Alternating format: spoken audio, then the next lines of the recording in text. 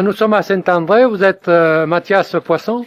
Vous avez fait une balade un peu spéciale autour de Saint-André. Vous pouvez nous expliquer quel est le but de cette balade et comment ça s'est passé?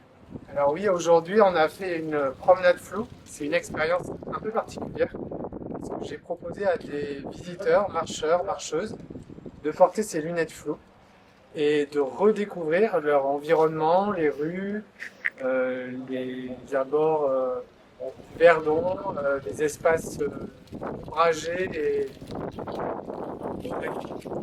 et de les redécouvrir à travers une vision complètement abstraite et inhabituelle. C'est une vraie plongée dans la couleur et aussi une marche qui permet d'augmenter l'écoute sonore, les sensations tactiles et de changer sa manière d'observer l'environnement.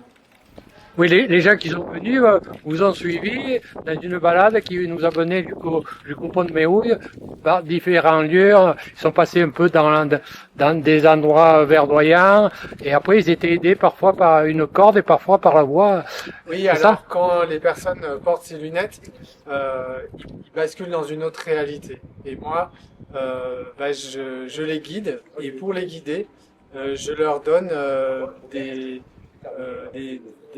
par exemple des cordes que je distribue et on se tient aux cordes comme si on était en train de gravir une montagne ou de faire une aventure dans un brouillard très épais.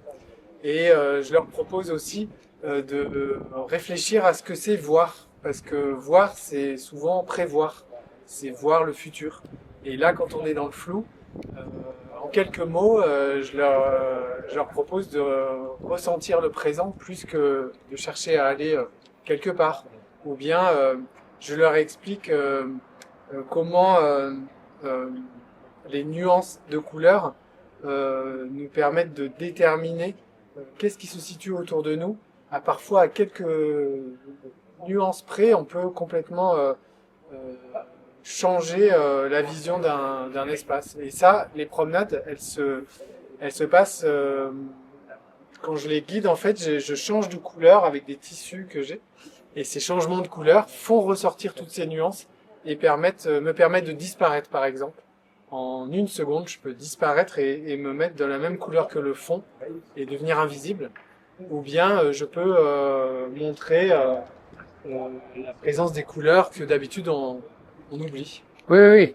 La perception est complètement différente et les couleurs nous arrivent par flot là, et complètement Alors, je sais différent. pas si ça marche, hein, mais voilà, ça donne quelque chose comme ça. C'est vraiment très flou. On peut voir les fleurs peut-être, ouais, voilà. Ah, peut-être c'est pas mal. Hein. Ah, ça permet une nouvelle perception de ce qui nous entoure. Hein. Une expérience enrichissante. Les personnes qui sont venues avaient totalement adhéré au concept et étaient heureuses d'être venues sur le territoire pour apprécier cette nouvelle Alors oui, tout à fait. expérience. En fait, ils étaient d'autant plus heureux de faire cette expérience qu'ils avaient visité l'exposition que j'ai faite, qui est à la Minoterie depuis le mois de mai. Et donc, cette exposition à la Minoterie présente mon travail sur la représentation graphique. Je dessine les sons et les bruits et les événements sonores divers que j'ai pu observer dans le secteur ici. Et donc, c'est dans le cadre de la fin de cette exposition à la Minoterie que nous avons donné ces promenades floues aujourd'hui à Saint-André-les-Alpes. Et les lunettes que vous proposez, c'est vous qui les avez confectionnées. Alors oui, je les ai fabriquées à partir de lunettes transparentes existantes. Je les ai poncées, ensuite je les ai vernies et ensuite je les ai polies pour avoir ce flou si particulier. Voilà. Et là, pour arriver à le faire identiquement, il y a une technique spéciale ou c'est juste au feeling? Alors, pour vérifier le flou, je mets les lunettes et j'ai dessiné sur une feuille, j'ai dessiné des lignes et j'ai fait des taches. Et comme ça, quand je peux voir déjà si les deux yeux sont réglés pareil. Et puis, je peux tester différentes lunettes et j'en ai plus ou moins flou. Ouais, c'est un peu les techniques de photographie, quoi. Ouais, C'est un peu la même technique. voilà tous les secrets de fabrication. Et pour vous, l'expérience a été enrichissante avec le partage avec... bon, le public était un peu réduit, mais bon, il y avait que 2 personnes qui étaient venues quand même de Digne pour venir faire l'expérience.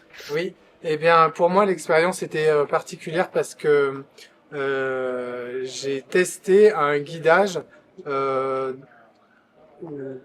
comment dire, où je raconte mes réflexions sur la perception visuelle. C'est-à-dire que pendant la promenade, d'habitude je guide en silence, et là j'ai eu envie de nommer quelques observations sur la vision et comment on voit le paysage. Comme par exemple le travail de compréhension de l'espace se fait uniquement à partir de la lecture des surfaces des objets. Donc en fait notre vision, elle est d'abord et avant tout, on voit des surfaces et non pas des volumes ou des matières. Et c'est ces surfaces qui nous donnent des indices sur la composition des éléments. Et c'est aussi ces surfaces qui, en bougeant dans l'espace, quand les bords cachent une partie ou découvrent une partie, en fait c'est ça qui permet au cerveau de comprendre l'espace. Et c'est plus ça qu'une représentation en 3 dimensions de l'espace. Et cette réflexion-là, j'ai pu la partager par exemple parmi d'autres. En même temps que je guidais, j'avais une lecture poétique de l'espace à travers des termes peut-être plus philosophiques. Voilà. D'accord. Après, vous faites d'autres lieux que notre territoire, bien sûr. Alors oui, C'est là, toujours le même concept avec les promenades.